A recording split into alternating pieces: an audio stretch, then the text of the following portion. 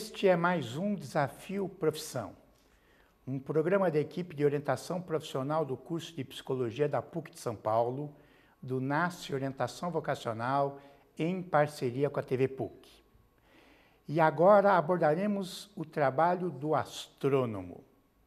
E para isso, conversaremos com a Jane Gregório Retem, que é graduada em Física pela USP, mestre e doutor em Astronomia, tem pós-doutorado na França. É livre-docente pelo Instituto de Astronomia, Geofísica e Ciências Atmosféricas, conhecida como IAG, da USP. IAG. Atualmente é professora e coordenadora do bacharelado em Astronomia na USP. E o Rodrigo Georgette Vieira, que é graduado em Física pela USP São Carlos. É mestre e doutor em Astronomia pela USP. Atualmente realiza estágio de pós-doutorado no Departamento de Astronomia na IAG USP. Eu agradeço a presença de vocês. E podíamos começar com um caso ou uma piada a respeito da profissão. Em astronomia tem muitas, porque o pessoal faz muita confusão, principalmente na mídia. Então, até um colega que criou uma listinha das astrobobagens, né? Eu vou contar um caso que aconteceu comigo em particular, um jornalista que me procurou em 2006, que ele queria saber a opinião de um especialista sobre o rebaixamento de Plutão. E ele queria ouvir alguém que tinha estado lá em Praga, na reunião da União Astronômica Internacional, em que foi decidido o rebaixamento de Plutão. E eu fiquei explicando que os especialistas há muito já não consideravam Plutão como um planeta como os outros, ele tem características totalmente diferentes, mas estavam sempre adiando esse rebaixamento. Eu achava meio no tom de brincadeira, eu falei, eu acho que mais ele foi elevado, como sendo o primeiro de uma categoria, e então o pessoal não precisava ficar chateado com a história de Plutão rebaixado. E aí ele me manda depois a reportagem com a manchete, astrônoma brasileira, porque era um mexicano que fez a entrevista. Astrônoma brasileira contesta a decisão da União Astronômica Internacional e diz que Plutão não foi rebaixado, foi elevado à categoria, porque ele passou a ser o principal da categoria dos planetas anões, né? Então a gente passa por esses constrangimentos de a mídia prefere publicar coisas que na verdade não correspondem à realidade. Em astronomia a gente tem muito dessas coisas, né, Rodrigo? Você tem algum também? Bom, teve uma época que eu trabalhava fazendo divulgação científica no Observatório em Valinhos. Ele pertence à Universidade de São Paulo também, e lá a gente faz atendimento ao público em geral para mostrar, fazer observação pública com telescópios e palestras de astronomia. Então tinha sempre um curioso lá que puxava alguém para o canto e perguntava: mas vocês já viram alguma coisa diferente no céu? Vocês têm alguma ligação com o governo? Um objeto... Você pode falar para mim, eu não falo para ninguém. Voador não identificado, é isso? E aí era tão comum acontecer isso que a gente começou a combinar o seguinte: toda vez que alguém perguntava alguma coisa assim, a gente ficava sério, se olhava assim, falava, a gente não é autorizado a falar sobre isso. E a pessoa já sacava, né? Isso que a pessoa sacava na hora a ironia, a brincadeira e entendia, né? Então, um dos meus orientandos perguntou: o astrônomo só fica olhando para o céu? Não, o astrônomo fica olhando para o computador. Hoje em dia, tudo passa pelo computador. Mesmo que a gente tenha realmente de monitorar o céu o tempo todo, o mundo todo tem telescópios sendo apontados para o céu, porque a gente está coletando esses dados, para a gente é muito importante. Tem toda a parte de análise, interpretação, tratamento desses dados, que depende totalmente de computação. Então, a gente até tem que ter esse perfil de pessoa que consegue e gosta de trabalhar com computador também. Quer dizer, ele pode não olhar um telescópio diretamente. A gente até olha, como o Rodrigo estava contando, a gente vai em missões observacionais e, é claro, nós também somos apaixonados por olhar para o céu. Mas no dia a dia do trabalho, a gente fica confinado realmente, até estando no telescópio, no observatório, a gente fica numa salinha especial olhando o que está acontecendo no monitor do computador, né? Então, qual é o trabalho do astrônomo? Então, o trabalho do astrônomo, além dessa... O que a Jane falou é muito verdade. A gente normalmente... Quem observa, sei lá, uma semana por ano e vai trabalhar em cima daqueles dados o resto do ano, né, na frente do seu computador. Então, o trabalho do astrônomo é tentar entender, interpretar aquilo que ele está observando, baseado em física. Então, essas são as ferramentas principais do astrônomo. É a física, a matemática e a computação também. É essencial hoje em dia para se fazer ciência em astronomia. Inclusive agora, com o desenvolvimento tecnológico que a gente tem grandes missões, a gente tem um volume cada vez maior de dados, então a gente ainda está aprendendo a lidar com toda essa quantidade enorme de dados que a gente tem disponível e só com ferramenta computacional para conseguir lidar com tudo isso. Com telescópio lançado como satélite, né?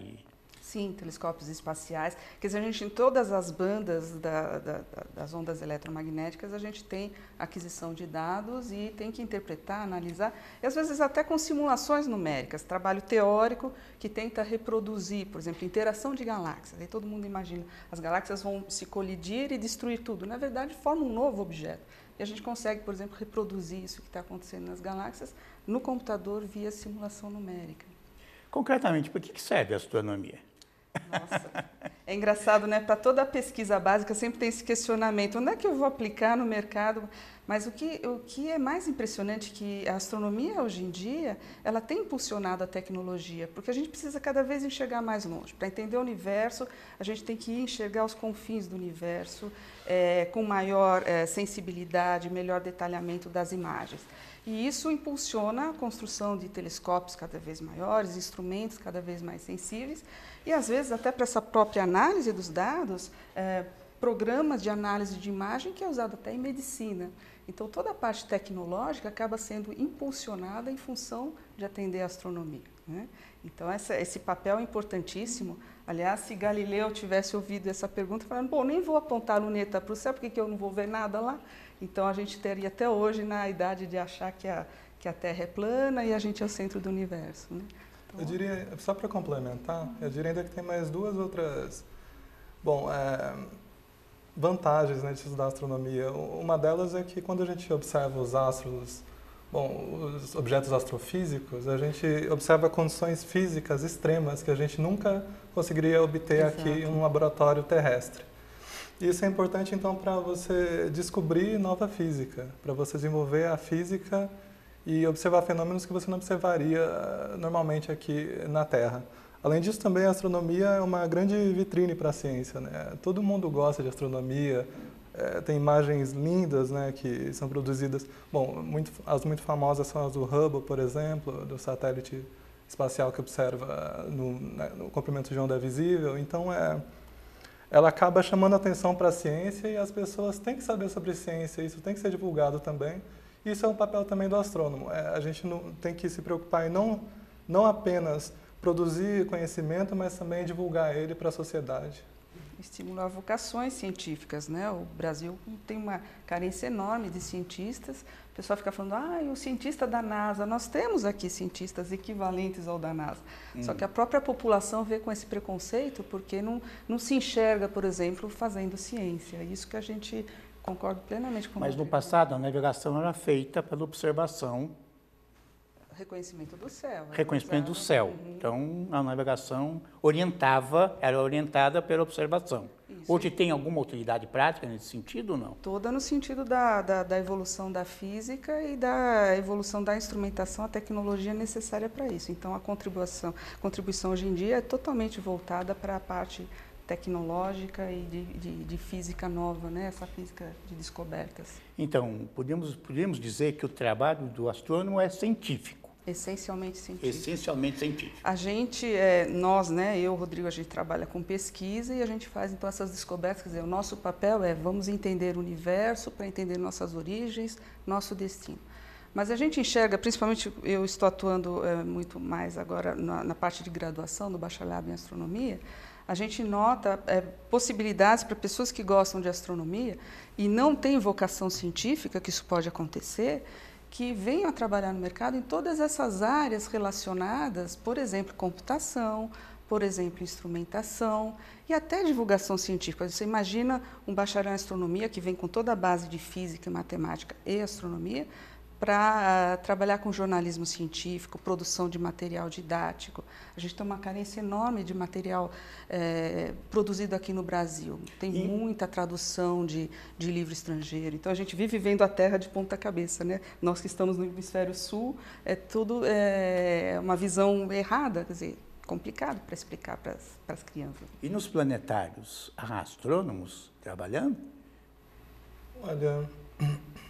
São equipamentos importados, provavelmente com programas, né?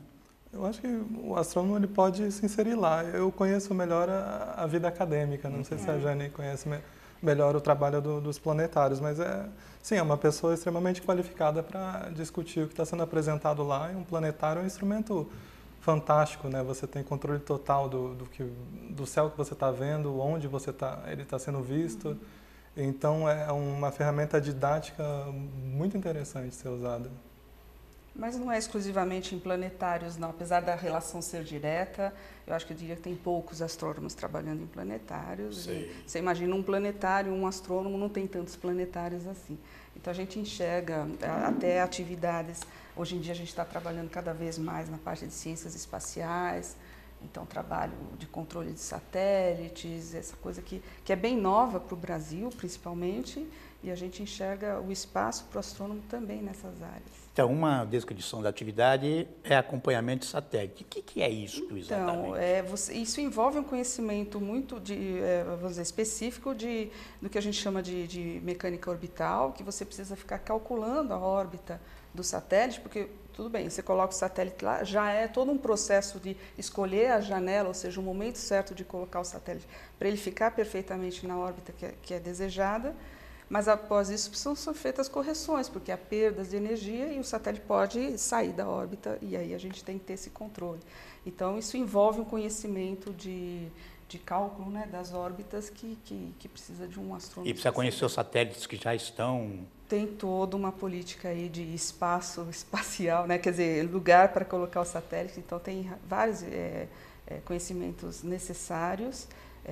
Inclusive, tem até regras internacionais, né? Não pode simplesmente lançar um satélite e torcer para que ele caia num bom espaço. Tem que ter todo um cálculo para isso. Isso é tudo calculado. Muito calculado, com Quer dizer, tem astrônomos trabalhando lá na base de Alcântara, ou o pessoal que estuda, pode, não sei se nem em Alcântara, mas... pode ter no INPE, aqui em São Paulo mesmo, nós temos uma... INPE seria? É o Instituto Nacional de Pesquisas Espaciais, em São José dos Campos, e tem um centro de controle de satélites lá. Então, é um espaço para se trabalhar também, tendo um curso de astronomia, com essa especialização para dinâmica orbital, eu diria. Há pouco tempo, a USP não tinha um curso de bacharelado em astronomia. Parece que só existia um no Rio de Janeiro, Sim, né? Não lembro direito. E a USP, há pouco tempo, não sei quantos anos, mas pouco tempo em relação à sua história, já tinha a pós-graduação, né? E a ideia é que viessem alunos que estudassem física. A ideia foi às vezes, os alunos perguntam, faço astronomia direto ou faço física? Parece que você fez isso, né? E depois astronomia. A maioria das pessoas que estão atuando atualmente fizeram isso, fizeram um bacharelado em física e depois a pós-graduação. E foi justamente por isso que a gente quis aproximar o mais cedo possível o estudante da nossa carreira, ou seja, ele já na graduação tem um contato direto, até com tutoria acadêmica, orientação de iniciação científica, para justamente preparar para esse mercado que eu mencionei, da área instrumental, porque a gente pode até pedir para o engenheiro projetar o instrumento que eu desejo, mas ele não vai entender a parte de astronomia. Então, esse astrônomo, por exemplo, ele pode fazer até disciplinas na escola politécnica para entender de mecatrônica, de controle de instrumentos, e ele vai conversar, né, com uma linguagem adequada com o engenheiro e solicitar, olha, preciso desse instrumento. Então, já estavam surgindo essa carência de profissional um pouco mais cedo na carreira, não esperar a pessoa terminar o mestrado e o doutorado para atuar nessa parte instrumental.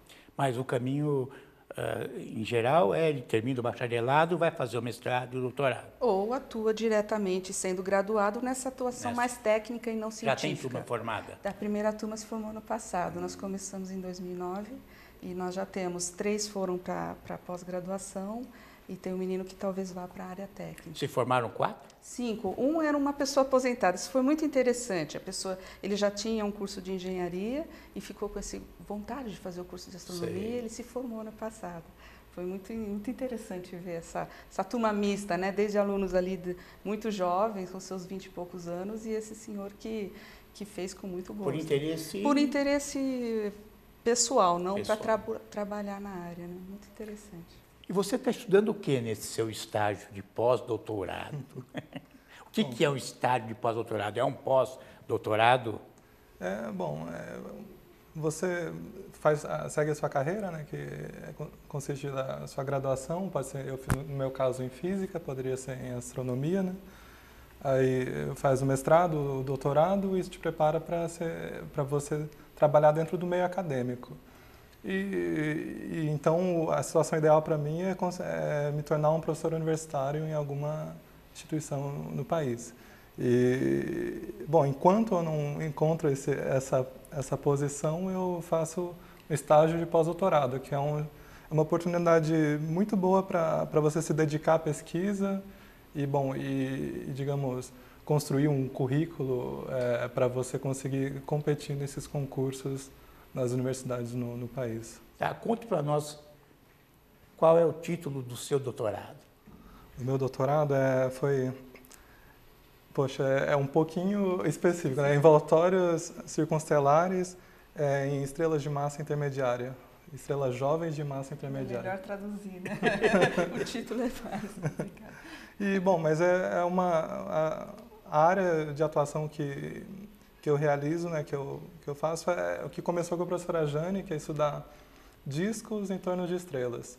Porque, no caso, quando eu trabalhava com a Jane, eram discos protoplanetários, que são, quando a estrela se forma, ela se forma do colapso gravitacional de uma nuvem de gás e poeira. E eventualmente, como a maioria das coisas do universo está rodando. E quando ele colapsa, essa rotação se acelera, ela aumenta.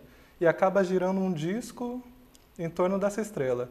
Esse disco ele alimenta a estrela até ela se tornar uma estrela adulta, ela ter massa suficiente para produzir energia própria, para emitir luz própria.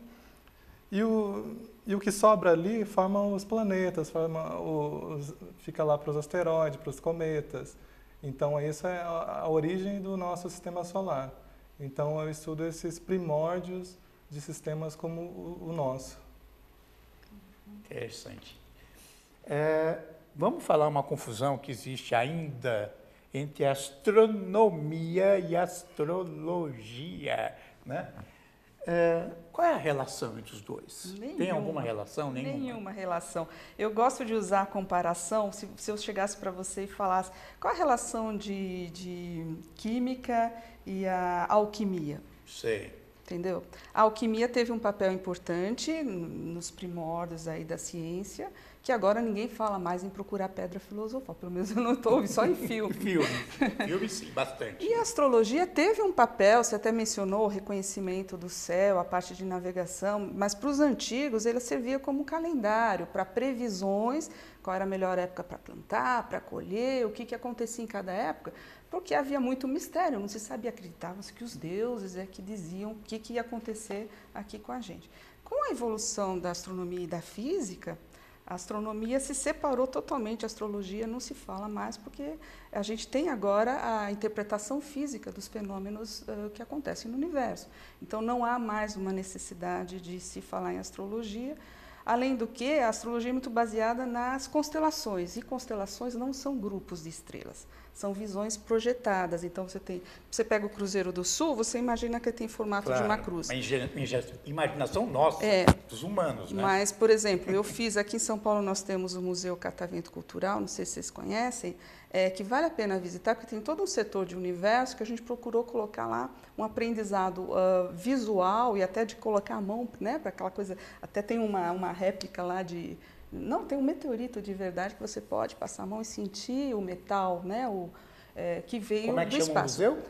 Catavento Cultural, fica ali no Parque Dom Pedro, no centro da cidade, em frente ao Mercadão. E ali tem uma instalação fantástica do universo. E eu montei uma estrutura do Cruzeiro do Sul em escala e visão projetada. Então, se você vê desse ponto de vista, que está marcadinho lá, você vê direitinho a cruz. Se você vai do lado, você vê uma estrutura totalmente estranha, seria outra constelação. Então, não há uma explicação física de alguma influência do astro estar na posição daquela constelação da outra, né? Então, ela acaba tendo esse papel de placebo, né, de psicológico, vamos dizer, para a população ficar feliz de ter alguém para pôr a culpa dos problemas. Mas a astronomia usa né? Quer dizer, eu sempre fico assim, será que isso tem sentido? Tal estrela com ascendente, parece que é isso tem sentido na astronomia ou não? É ficção científica pura? Bom, dentro do método científico, ainda não se comprovou nenhuma veracidade, né, nessas afirmações. E eu acho que essa é a grande diferença. A astronomia ela tem um corpo de ciência. E, como a professora Jane contou, né, no princípio a gente não se distinguia muito bem a diferença, a separação entre astrologia e astronomia.